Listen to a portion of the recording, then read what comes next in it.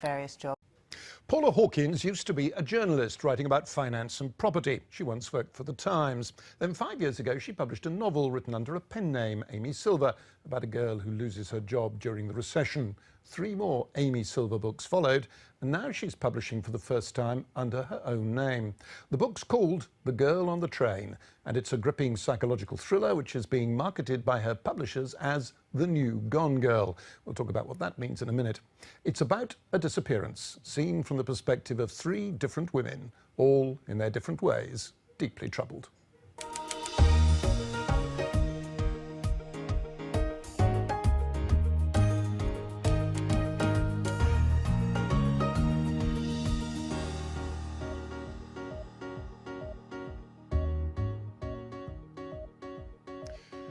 Paula Hawkins, the girl on the train of your title is called Rachel, and she's on her daily commute into London, and she starts fantasizing about a couple. She sees a rather attractive couple in a back garden who she sees frequently when her train stops at a red signal, and that is the jumping off point. Where did that idea come from? Well, I, like most, a lot of commuters, a lot of Londoners used to commute in and out of the centre of town at various jobs, and actually one of my favourite things when I was on my commute was to look into other people's houses. A large section of my commute was a tube train, but it was overground, and I went very close to people's houses, so I could see in. And I personally never saw anything extraordinary, but I got a sense of connection. I found there was a sense of connection. You'd recognise a print on a wall or something like that, and you thought, oh yes, I think I'd like those people. Those are my sort of people. And I just started idly daydreaming about what I would do if I saw something shocking or surprising. Would you say anything? Would you be able to say anything about it? Because it would be such a fleeting glimpse. Now, as we gradually learn, the street in which this house sits is the street in which your first narrator, Rachel, used herself to live. Yes. And then her husband and she divorced. He still lives there with his new wife. Yes. And it becomes clear that she's an alcoholic, that she's something of a stalker, but that she has, or thinks she has, seen or encountered something really quite serious. Yes. She is that thing beloved of literary critics, the unreliable narrator. Boy, is she unreliable. She is extremely unreliable, and the thing about Rachel is that she's not just unreliable to other people and to the reader. She's unreliable to herself. She cannot trust her memories. She cannot trust her judgments about anything because of her drinking problems. So she is she is the ultimate archetypal unreliable narrator. And, the book starts with her as the narrator, but in due course you bring in 2 other narrators, the new wife of her ex-husband, Anna, and the woman she sees in the garden from the train, Megan, and the plot hinges on Megan's disappearance. You could have kept Rachel at the centre of it, and we could have seen the whole event through her eyes. Why did you bring in the other narrators? We could have done, and that was my initial plan, was just to stick with Rachel. But then I felt that in order to develop Megan and Anna in the way I wanted to put the reader inside their heads as well. And I felt that opened up the mystery in a different sort of way. And I thought it was essential that we also had these differing viewpoints, because a lot of the book is about perceptions of others and how those perceptions alter and how those perceptions are fundamentally flawed. So it's interesting to see it from various viewpoints. It's not only their perceptions of other people that are flawed, of course, because all 3 women in their own way are flawed. They're very troubled.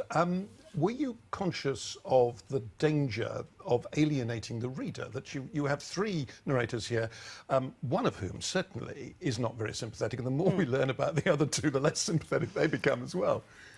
Yeah, I mean, that is an issue that people raise, is likeability. I'm not really that bothered about likeability. I think that I wanted to create rounded, 3-dimensional characters, and in order to do that, they need to have flaws and they need to be difficult. And, I mean, some people will sympathise more than others with their plights. They have backstories that I think explain why they have turned out the way they are, why they are acting in the way they are. So I hope that they won't alienate everybody completely.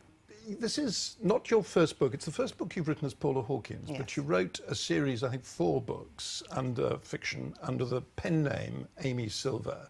Right. Why change tack? Why, as it were, own up, come out under your own colours?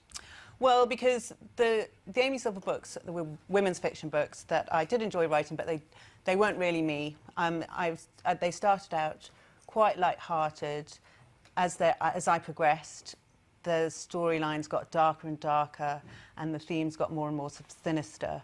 And it seemed very clear to me what direction I was heading in, and that crime was where I should be. And once I started writing this book, I knew straight away, yes. This book is being promoted by your publishers as The New Gone Girl. And Gone Girl is the book by Gillian Flynn, which came out a couple of years ago, still in the bestseller lists, about a woman who fakes her own disappearance to escape a sort of disastrous marriage. And it's been filmed, Rosamund Pike, a few months ago. Are you happy with that? Would you rather stand on your own 2 feet rather than having these constant references to somebody else's very successful work? Well, it's difficult, isn't it? Because there are comparisons that have been made, and that's hugely flattering because I love Gone Girl. I think it's a great book, and the central character is extraordinary.